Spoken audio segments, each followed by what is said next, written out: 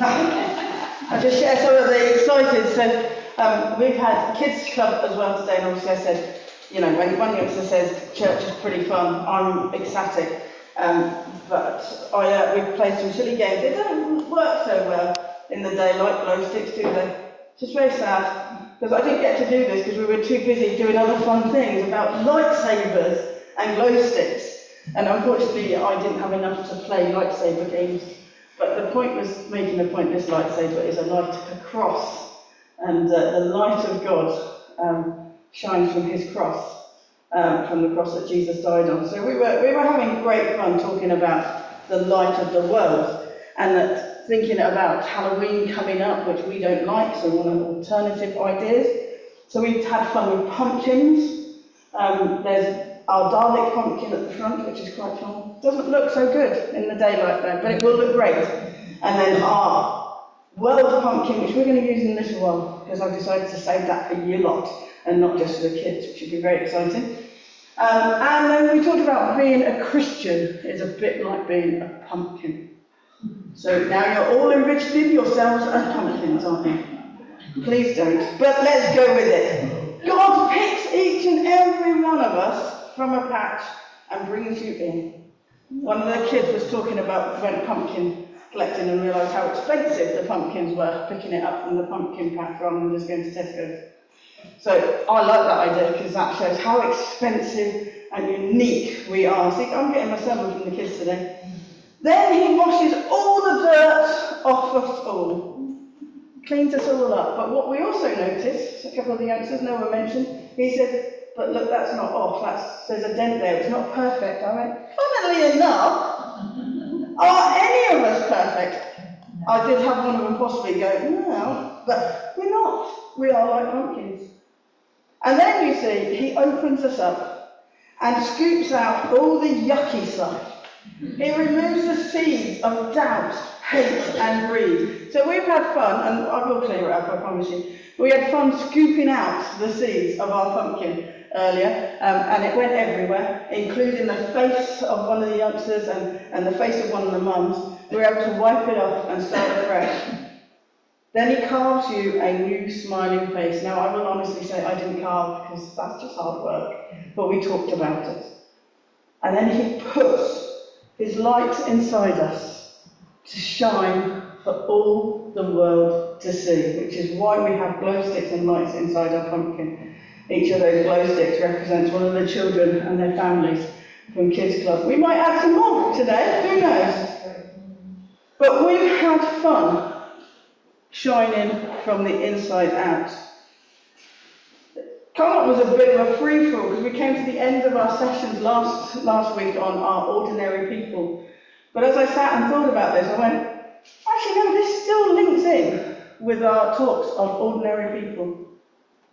Because each and every one of us, as followers of Christ, has the light of God inside us. And each and every one of us, ordinary people, can shine the light for Christ. I can't remember what I've got next. So our Bible readings, which I forgot to ask anyone to read for, but they're really simple, so I'm just going to read with you.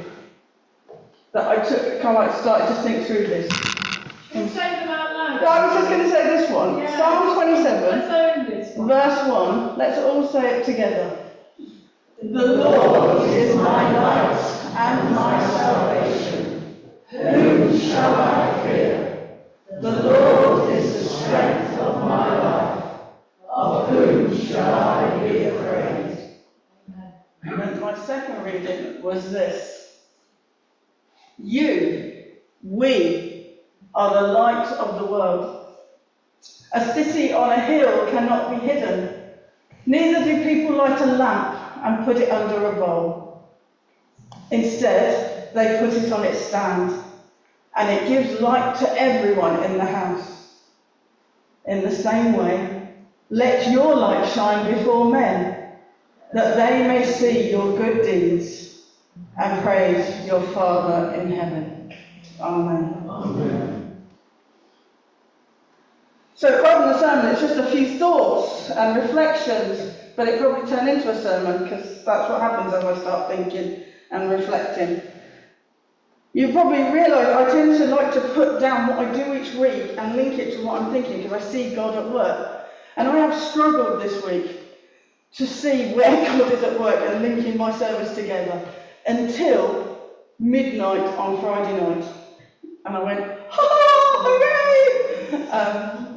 I was very excited and I got to share my sermon with a bunch of youngsters, well, possibly really only the lady in the seat next to me, but you know, we were in a minibus, so I'm thinking the bunch of youngsters in the minibus heard me share my sermon with the person next to me on the passenger side of the minibus.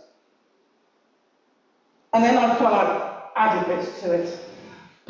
So we were driving back from the joyous occasion of visiting Wembley for the night with a bunch of teenagers to watch the Lionesses lose against Germany. It was very sad. But all the youngsters in the bus, bar the 3 older girls, have never been to Wembley. Most of them have never watched a ladies' football match because I took a bunch of lads, which was really cool to take lads to watch the ladies' football. And they were all shouting how great it had been, even though we lost, because no, actually, they didn't really play that well, but the atmosphere inside that stadium was amazing. One of the girls sitting next to me was getting really excited, and then she was getting a bit nervous. I went, what's wrong? She said, it's getting a bit dark, Angie. I went, it's fine, the lights are on, it'll be all right. Not really thinking much about this. And then suddenly she saw a light on the other side of the stadium. If you've ever been to a music concert or a football, or anything really, when it starts getting light, people will get their phone, which I would demonstrate, but I've got no idea where my phone is, get it out and turn the torch on, and start waving it like this. I'm sure it's a significance as when you were maybe a bit younger and had a lighter and waved a lit flame, which you're not allowed to do anymore, funnily enough. So, and I was just like, look, there's a light. And she went, oh, that's cool. And she went, but there's another one, and there's another one. And I spent about 5 minutes and going, yeah, there's another, yeah, I got a bit bored. But I was trying to enthuse this young girl. Look at all these lights. All here to celebrate and shout for joy and encourage the Lionesses to at least attempt to beat Germany. And it got really exciting. And she didn't get scared. And I was really excited by that. And then on the way back, we got stuck in traffic. I don't know why. That doesn't surprise me. We spent quite a long time on the North Circular, waiting for the road to open, and all we could see were lots of flashing lights, mainly blue ones from police cars and ambulances. They're all in the distance that stop the road. And obviously the backlights of the cars and what have you, and we were talking about all these lights and how it looked really special and exciting. And in my head, I'm going, no, they do not. They are really annoying me. My foot is dying on this clutch because I'm going a little bit and then a bag. And the kids are going, but it's really pretty. It's like Christmas lights. And I'm going, what? No, it's not. And then we had a whole other conversation. So those were the lights that they saw. And then a bit further on, they saw the lights of the golden arches of McDonald's. And that got even more excitement. Oh my goodness, how excited did they get on that? And I'm going, I just want to get us home. But we stopped at McDonald's and they were excited by the lights of the big ends. After stopping for McDonald's and they've eaten their way through I don't know how long, and we got onto the motorway and coming off the M25, it suddenly was really quiet in the back of the bus. Oh, it was bliss. They'd finally fallen asleep, some of them. So me and the volunteer leader I was with were kind of like just chatting about life, the universe and what have you. And then we hit a patch of fog or mist, because we couldn't decide which it was, because, you know, having that whole conversation, well, what is mist? What is the difference between fog and anything? And we noticed the changing in the lights. And I was having a chat, I said, that's my sermon written there. And she went, what? I said, because I'm talking about shining light, being the light that shines for all to see. And depending on the type of light, or where the light is based, and what's around it, our light shines so differently, in different ways. And she looked at me and she went, that's really cool. And then we carried on looking at different lights. So what does it mean if our lights shine differently? I think there's three things, there's possibly a lot more, but I can't come across three things that I've picked up from shining our light. That passage from Matthew 5 is from the fuller passage of the Sermon on the Mount, where Jesus told his disciples that they were to be light of the world. Imagine a world of pitch blackness, not the dim grey of twilight, but the inky sort of blackness that your eyes are powerless to adjust to, the kind that prevents you from seeing your own hand in front of your face. Sit in that world for a moment. Now, imagine a light, a pinprick, a light that cannot be hidden. I think there are few images quite as universally striking as light cutting through darkness. How many of us have got so excited when we finally saw the northern lights and seeing those colours cut across the darkness down here in the south. Yet this world is in darkness.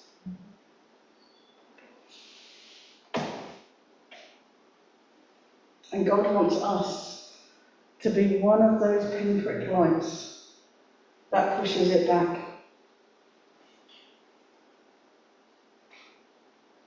Letting our light shine is unavoidable. Committing to follow Jesus Christ means striving to live a life that stands in contrast to the world's dominant cultures. I had a text message from the ladies football team that I don't really play for anymore. I just go along and join in every now and then saying, "Where are you? Come up to the club, there's a party going on." And I text back, "I'm really sorry, I can't come. I'm finishing my service on shining God's light in the world for tomorrow morning." The party was up at the sports club. It was Halloween, fancy dress. All the images I was getting back from the football team were witches and ghouls and stupidness, and I stood boldly, which is quite rare for me, but they do all know I'm a Christian, but I did turn and say, "No, this is not my thing. I want to be light, I don't want to be dark." You see, when we make that conscious decision to turn the other cheek in social confrontations, to love and pray for those who wish us harm, and to consistently live by the light, our light shines. Shining is a natural consequence of Christianity, just as light is a natural consequence of striking a match, unless you're using one of those waterproof matches. They don't work. If we love God with all our heart, our soul and our mind, our light must shine. I'm going to add a little bit there though, because sometimes, even when we do love God with all our heart, our mind and soul, sometimes we just aren't feeling it. And our light is dimmed, but it hasn't been switched off. Jesus told the crowds, "I am the light of the world. He who follows me shall not walk in darkness, but have the light of life." A Christian scrambling to not be noticed by the world is as ridiculous as lighting a lamp and sticking it under a basket. I remember doing this with, again, a bunch of teenagers, and we tried to do that. We tried to hide lamps under everything in our youth club room in Woking. We had baskets, we had sofas, we had bin bags, everything. And we were all hiding lamps just to see, because they're all going, "No, you can't hide it under a basket. You can't, no, you cannot. There's always something." And so we hid it one Sunday night. And they all found them, because there were always little minuscule lights coming through. It was ridiculous, because it didn't really help matters, having the lights under a basket, but it didn't take away that light.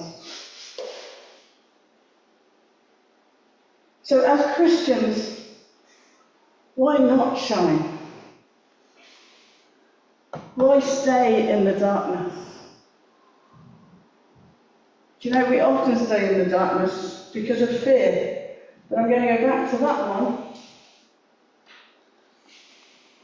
Who shall we fear?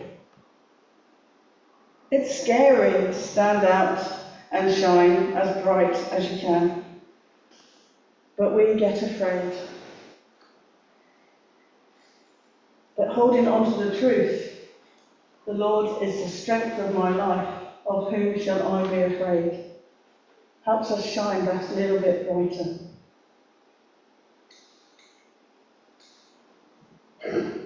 Light illuminates. Light makes things visible. Light exposes sins. We live in a world that doesn't enjoy being told what's right or wrong.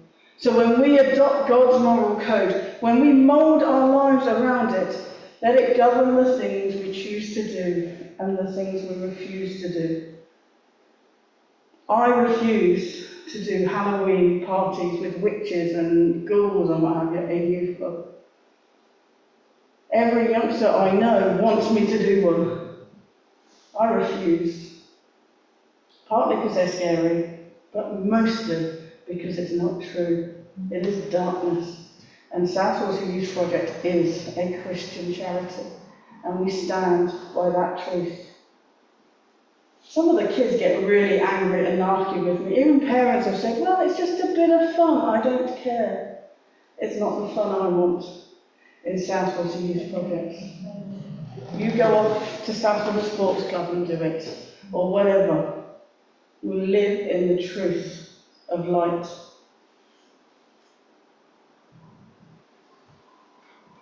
But there will also be those who appreciate the light, who appreciate seeing clearly and not stumbling through the darkness. There will be those who appreciate the impact that God's word has on the way we live our lives. They notice, they see a difference. They even will say, that's awesome, or I still don't get it, but I notice it. That's what we want. Living in the light of Christ, shining God's light, can often seem strange, different, even a little perplexing to some. But others will recognise that the light that we carry and the light that we the light we shine, changes the way we live our lives. And they want to be around it. They want to be part of it. They come to us. They come and join us for tea and coffee. They talk to us about strange things in the most inappropriate places, such as the petrol station. Last night, I'm going, I don't really want to talk about that, but I will, because that's the light of God. God may even be working in their lives through this light that they see in us, opening their eyes to His truth. Letting our light shine is not about us, but whether those around us embrace the light or try to stamp it out. Light is important. The light is something that God has given us. Whatever spiritual light might emanate from us, that light comes from Jesus, the light of the world. And we shine brighter and brighter when we follow in His footsteps, obey His way, and live like Him. When Jesus walked on the earth, He carefully followed the directions and will of the Father in everything He said and did. The real purpose of our light isn't to be seen, but to help others see.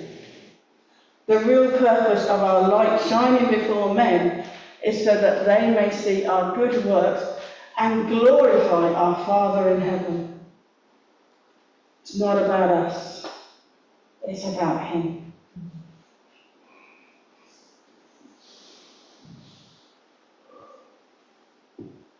Peter urges Christians to keep their conduct honourable among the Gentiles, that when they speak against you as evildoers, they may be your good works which they observe, glorifying God in the day of salvation. Sure, others are going to heap abuse on us. They're going to call us out. They're going to be angry about the light, and some will not even recognise it as light. But one day, when the true light returns and establishes his kingdom, when God opens their eyes and they see what they've been missing, they're going to remember where they first saw that glimmer of true light. And when that happens, they'll be able to glorify our Father in heaven. It's not always easy to shine the light. It's not always easy to be the light. Sometimes we shine brightly. Sometimes we are just low on the dimmer. But we shine. So my prayer for myself and for all is that we don't waste time trying to hide our light. This morning with the youngsters, we said one way we could shine our light is doing good deeds. Margot's asked us for helping those in our community that also need to see the light. I've asked the youngsters in SYP and the guys who came to Kids Club to help shine the light. I'm inviting you to join in.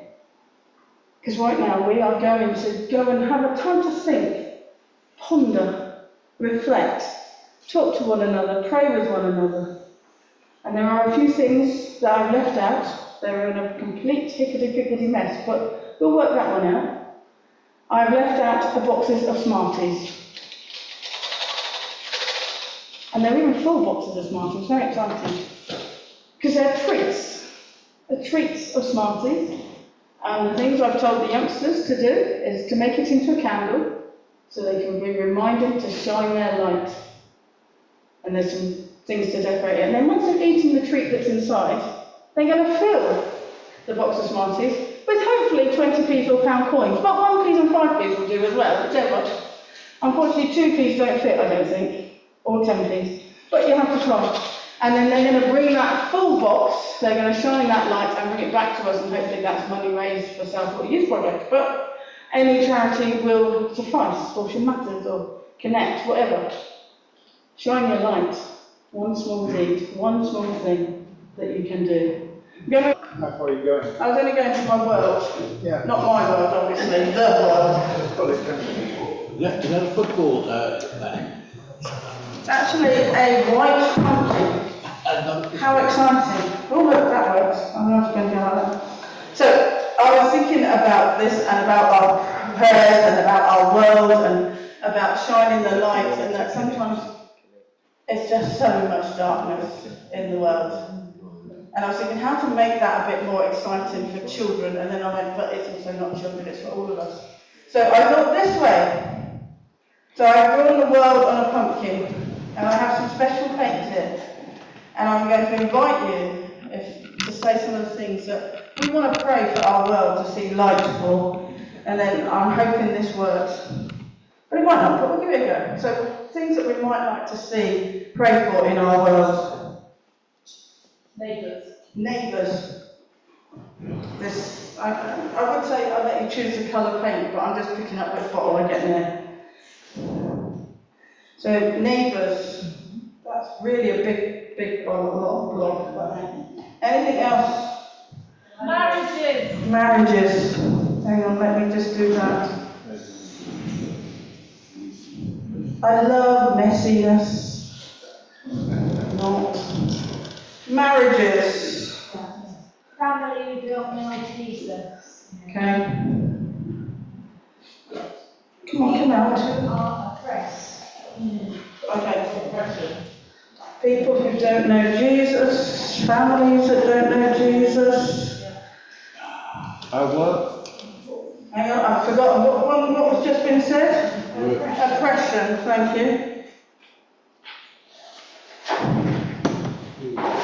Oops, not sure what happened there. What did you say? No, we've done oppression. What was after oppression? work colleagues, Work colleagues.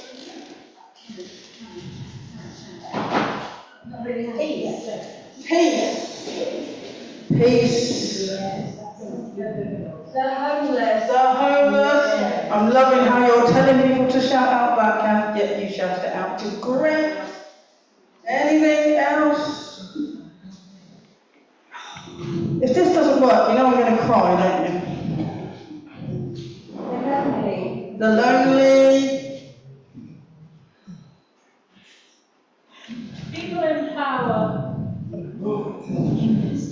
People in power. Our kids. Our kids. Lots of things. So I had a week full of dreams actually. So somebody else had a dream where everybody had, well, it started off in colour, and then the darkness covered them up so that they were all in black. And the only way to restore their colour was by her calling out their names and their identities. And on this piece of card, we've scraped away. Some of us have got multicolours, but some of us have just got gold. So my prayer is that everyone will see the gold within them and everyone else and call it out and live it out. Excellent. Those are our prayers exploding over the world today.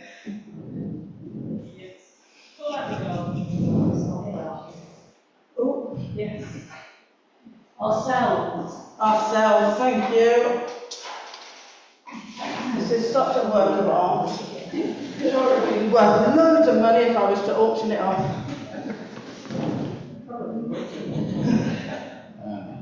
Look at the prayers. Our leadership team. Youth workers. Yeah, we need lots of prayers. Just for being youth workers, really. Okay. Youth worker line managers. They're stupid enough to do it. I'm not saying all that. Doesn't it look colourful?